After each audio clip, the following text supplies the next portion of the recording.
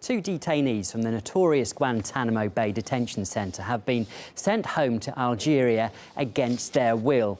One of them was hoping to be reunited with his family living in Bosnia, while the other wanted to return to Canada or Luxembourg, where he once lived and worked. They both fear persecution and further imprisonment in their home country, as RT's Anastasia Churkina reports. At a glacial pace, U.S. officials attempt to move forward with the limbo known as Guantanamo, with endless excuses and a web of bureaucracy allegedly getting in the way of just closing the place down.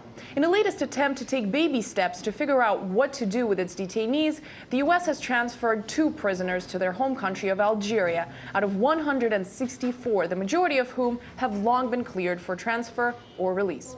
This repatriation was involuntary and took place despite the detainees' pleas to not have this happen, as they feared mistreatment or torture upon their return home.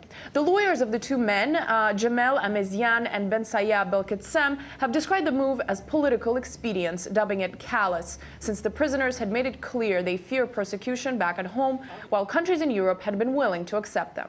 The Pentagon has stated, however, that humane treatment assurances had been made prior to this move. This is the first transfer since 2 other men were sent to Algeria willingly in August this year.